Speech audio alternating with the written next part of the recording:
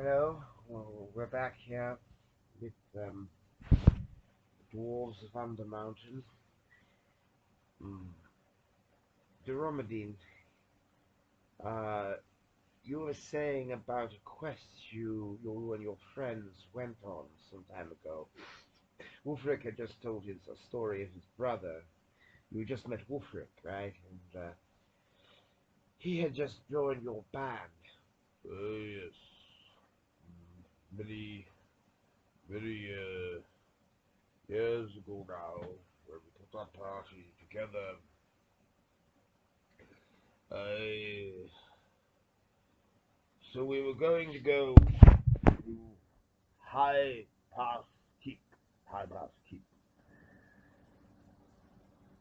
What was the name of that necromancer again, dear?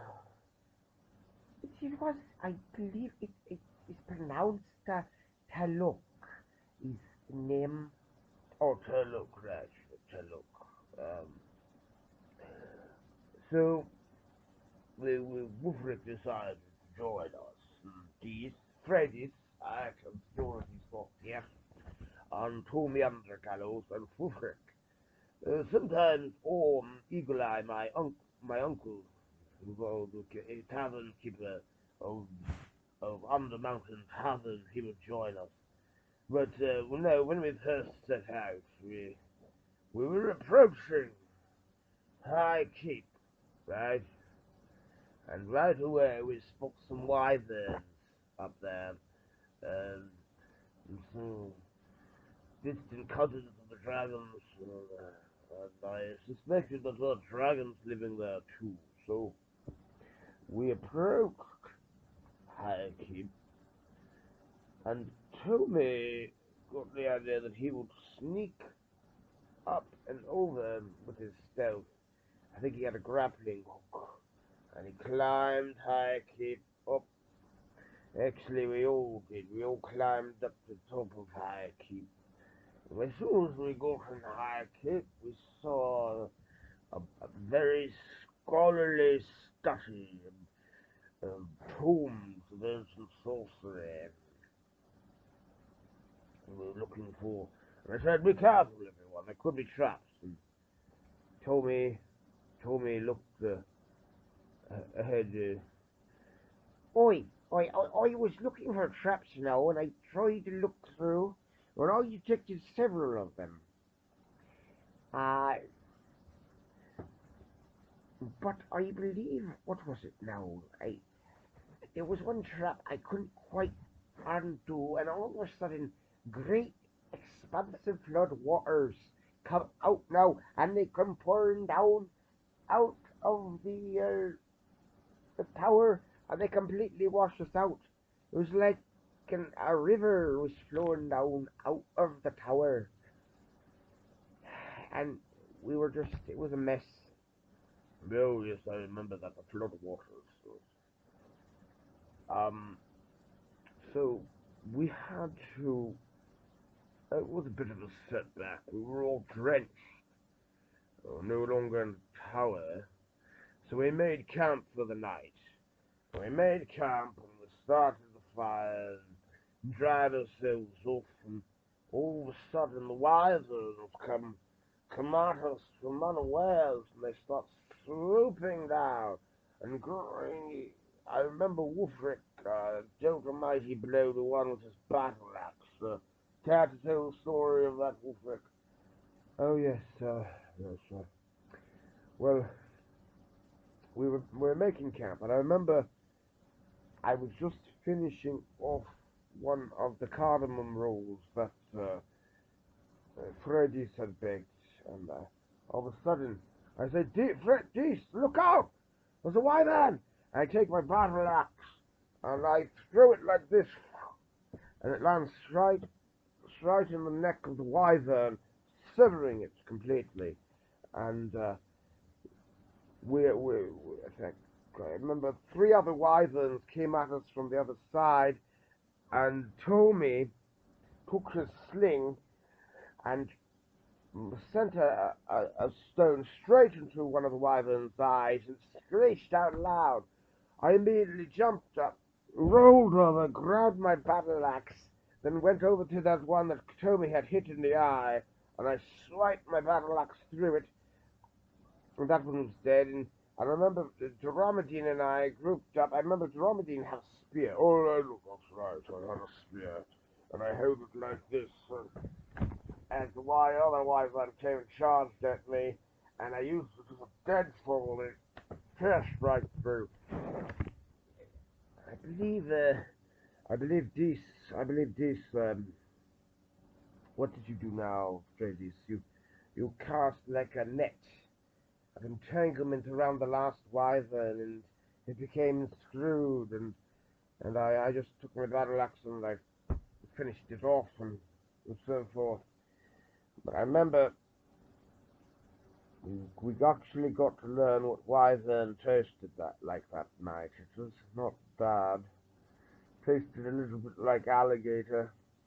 Um, but anyway, in the morning, we set off to the high keep again, and we get up to the tower, and all the waters have gone. And I say to him, be careful now, Tommy.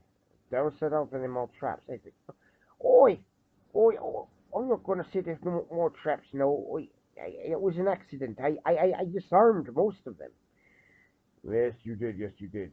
That was good work. So we investigated the scholarly library, looking for anything, and we found tomes of magic. I think Frades took a few of those tomes of magic,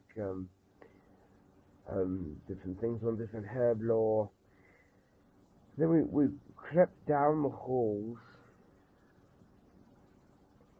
and we came to like a herbology room. And there were like plants, I remember. And all of a sudden, the plants came to life and started to attack us. And remember, I slashed left and right, trying to get through them. And Freddy, so she said to me, I was like, you just make, yes, I said, you're just making them angrier. You can't, let me try. And so she summoned forth some sort of plant communication spell, and she quelled them all down and settled them all down, right? And then, what was it? So the plants are all settled. When we go, I remember we came down the keep and we made our way into the kitchen, and there we crept. I remember we crept, and we peeked around the wall, and we saw a giant, enormous giant. I think they must have been like mountain giants or something. They weren't frost giants, I know that. But this giant was a cook, obviously a cook, and he was chopping up things. I was like, well, I remember whispering to Toby, we must be very quiet, Toby, because we don't want to be the dinner of these giants of whatever they're cooking. So, remember Toby very stealthily crept up and climbed up, and he actually managed to pick the pocket of the giant. It was amazing. And he was undetected. Oh, yes. Inside of the giant pouch, I found giant coins. Of course, I couldn't really use them as I thought likely as I could, but I was undetected. That giant lady, she didn't even feel her thing when I was climbing up her side. But, yeah, so we decided to bypass the kitchen, and we went through this great dining hall, and we saw giants were all dining as they were. And you have to be very quiet, but all of a sudden now, like, one of the giants, I believe it was the chieftain, their chieftain at the head, he said, I smell dwarf. That was my best. That was the best giant voice I could do now. Dromadine, you want to pick up the tale? Oh, yes, I will tell the rest of the story. So, yes, dwarves have no living giants, right, Wolfric? Yes, that's right. No, we don't have much love of jive, no. But I believe that Dromadine and I, we leaped up and we jumped onto the chief giant's back, and I cut his throat, and he completely fell over dead, and all the giants were now seizing down on us. They wanted our blood.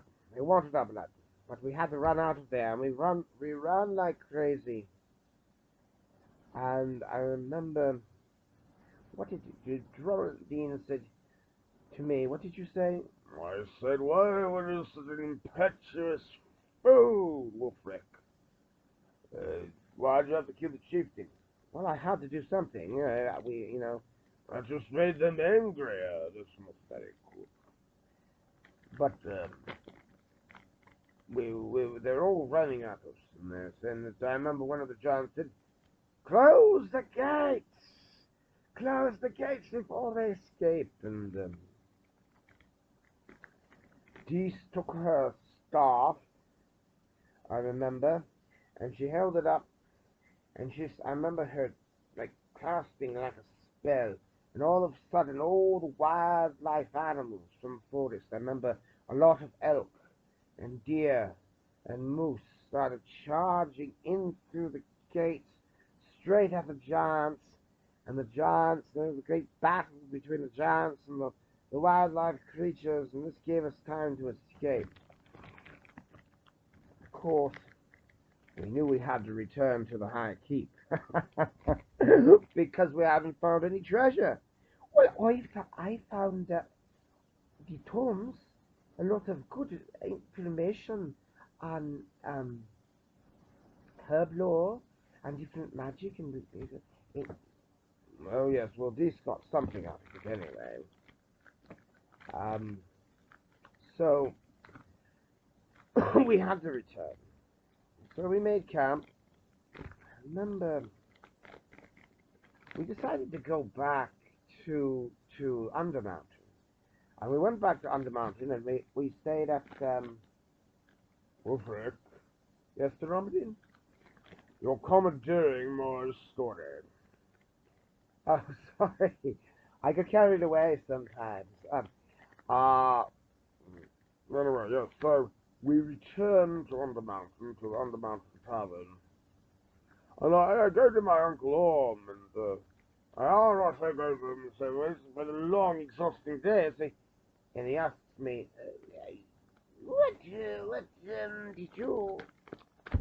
what did you discover? What did you, in your adventures at these high keep? Well, we found Nothing of consequence, I said to him. Nothing of consequence? You look like you've just been beaten up by a whole gang mob. Dragons! no, nothing really happened.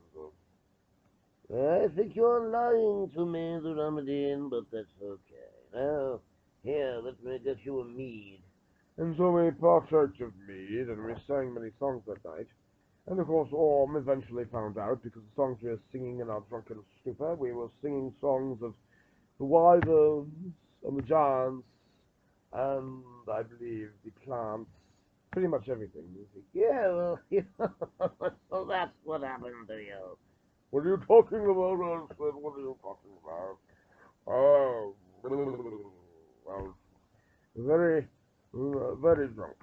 So I said to Orm, um, do you mind? We get a room here for the night. Of course, my nephew, of course. You'll have the best room. So he stepped at the underground tavern. In the middle of the night, Orm wakes me up and he says, Nephew, come quickly. There are dragons attacking on the mountain. We'll have to find a secret passage to get out of here. We'll have to find a secret passage. secret So Orm led us through a secret passage down, deep down, on the mountain that very few people know about. As we were traveling through it, this enormous serpent comes out towards us, who had like silver shimmery scales and bluish quality. And the dragon comes toward us, and the dragon, trying to see a record. Well, I remember we were all kind of frightened a little bit of it, but not that frightened, not that much frightened. But the dragon came towards us and said, Greetings. Ah, you must be friends of Orm Eagle Eye. I am the healing dragon. I have magical healing powers. Come, come, come, come. I will lead you. I will lead you to my home and sow the healing dragon led us down through secret tunnels till we came to a shimmering glass pool. Well, it was like glass. It's like, oh, if you tasted the waters, it would heal you right away. It was like almost the source of the healing dragon's power. And it's like, You may stay here for as long as you want. Under mountain is being destroyed by the dragons you have awoken in the high keep. But fear not, fear not. We will find a way. I think what you did not discover when you went into the high keep is Talok, the necromancer. well, he is true then. Yes, I was wondering about him. I believe we were in his study, but we discovered giants living there and wyverns. We didn't see the dragons. Well, the dragons are definitely destroying Under Mountain now, and like the dragons, the the giants as well, and the giant chieftain that you slew. How did you know about that? I heard you singing your drunken song, obviously. I'm Orm, your uncle's friend. Oh, yes, right. Quite right, quite right. Well, so healing dragon. Do you have a name? Yes, it's Azulia. Zulia. Zulia. Yes. Well, Zulia. So these giants, along with these dragons that are now destroying our city, they're really servants of Talok. We found his library, and we found his herbology room with those wild plants that Fred is subdued, but we didn't find him. Yes, yes, he likes to keep very, very secretive. Yes, well, wizards usually do, don't they? Well, what are we going to do? Here, I will eat in the morning after we rest at my pool. We will continue our journey, and I will take you to a special place. Special place. I don't like the sound of that. Maybe you're right. We have to trust her, nephew. We have to trust her. And you have to trust my wisdom as well, because I'm not just an innkeeper, you know. I'm the high priest of Undermountain. Well, so. So we slept the night, and in the morning we awoke, and the healing dragon Azulia, she led us down further secret tunnels until we came to an exit far away from the mountain. And there was a lake, a vast lake, one of the largest lakes I've ever seen. But the very peculiar thing about this lake is that there was like a village, like a little town built upon the lake. It's made of wood and plank houses. And Julia turned to us and she said, This is the village of man. It's called Long Lake Town, that is, and you will gain respite here for a time. and so she led us to Lake Town, and we took a passage on a ferryman and crossed the long lake to Lake Town, and there we told the mayor of the town. He said to us, he told us that we were welcome to stay at Lake Town for as long as we wanted until we could reclaim our our, our Undermountain. But so we found a nice little cider house. We went into the cider house. Remember, Tommy was the first to discover the cider house. Oh, yes, I remember it was called Vaden's Cider House. And it appealed to me, because I remember back in the Shire having cider from the Golden Perch Inn, and it was the most delicious of all the ciders I've ever tasted. But when I tried Vaden cider, I said, "This is pretty good stuff now there, Vaden, but it's not as good as the cider that old Rushy Greenleaf used to make back at the Golden Perch." And Vaden turned to me and he said, Well, I don't know who this Rushy Greenleaf is, but I'm glad you like my cider, kid. "Oh, yes, but keep 'em coming." So anyway, we uh, we we set up there for the night. In the middle of the night, I thought I heard something, but no, it was nothing. It was nothing. But when we awoke, our supplies were gone. They were stolen. So we were burgled in the middle of the night. It was very strange. But we had breakfast in the morning. I remember the breakfast well. It was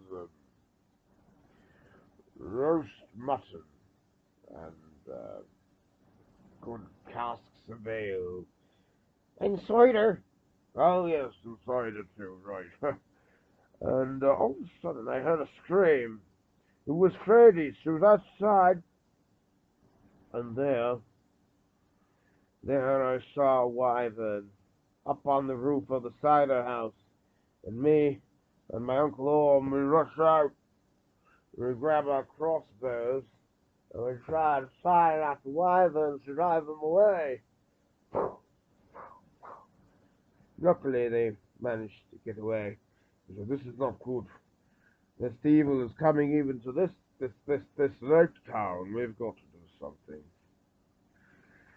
So we stayed for a while at Lake Town, and and I remember I thought, well, we have to solve this problem. Wolfric, why don't you and Tommy? "What about me? I can go too. I I think I should go, because I need more reagents for the clerical magic of Mialiki Tapio's maiden, and I have to." All right, Freddy's can go with you too, but you have to scout out the surrounding areas and see what's going on the shore. So, Wolfric, you want to take over? Yes, yes. Uh, I, so I and Tommy go on the boat, and we go across with Freddy's, and there we see goblins have completely made an encampment besieging the lake town. And I had it in my heart that I knew right away that these goblins were minions of the necromancer, Talok. And we had to sneak around them very carefully. And they had set up ballistas and catapults, and they were going to besiege the whole place. And we had to do something. We just had to do something. So Freddy's collects her reagents, and we very carefully we make our way back, and cross the long lake, and we tell Dromadine and all the rest about what has happened. And so, uh, and Dromadine was very, very concerned. Um, so, in the middle of the night, I remember I heard the noise myself, didn't I? Yes, I heard it too. Uh, and it was a ninja. A ninja had come, and they tried to poison us. Because I remember Dromadine, right? You should tell this part of the story right now. Uh, uh, yes, well, I was lying in bed with Thaddeus, and I was just lying like this. And Thaddeus was, I believe, was on my right. And all of a sudden, I open my eyes and I see a thread dangling down from the ceiling. I see like a liquid pouring down from the thread. I immediately wake up. I brush it aside, and I look up in the rafters. There's a ninja. I take my dagger, and the ninja goes, "Ah!" and falls down. Somebody wanted us dead. Somebody is suspecting that we, you know, are trying to get our home back. But we've got to find out who these ninjas are. We really have to find out where they're coming from. So the next morning we set off from Lake Town again and go across. But we're a little clumsy, and a group of goblins come out, and we have to fight our way through the goblin horde, slashing as we went. Oh, yes, yes. I remember it well. I remember this great goblin chief took a great spear and threw it straight at me.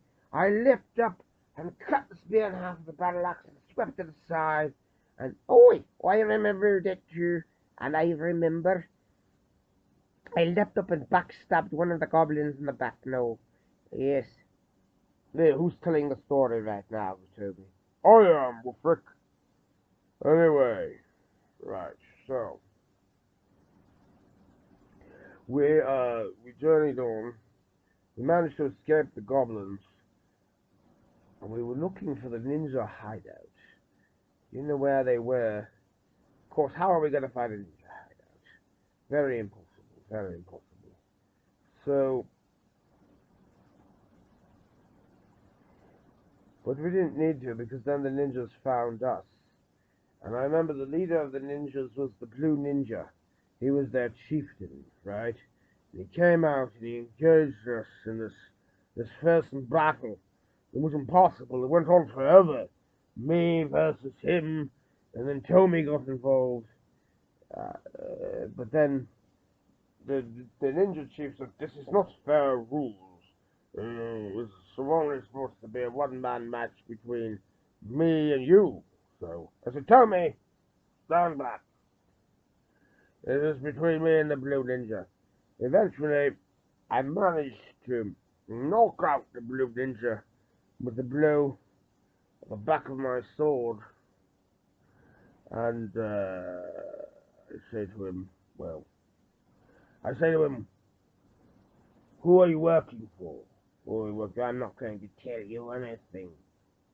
"Well, Fergus, I believe you have a herb in there that makes people tell the truth." So we use the mushroom on him. The spores go into him, and he tells us that he's working for Taluk secretively. We have to find him. We have to find this Taluk, who's supposedly taken up residence in Undermountain. The necromancer in Undermountain. We had to find a way to defeat this necromancer. Yes. And I think that will be all for my tale for now. More for tomorrow night, perhaps. Goodbye.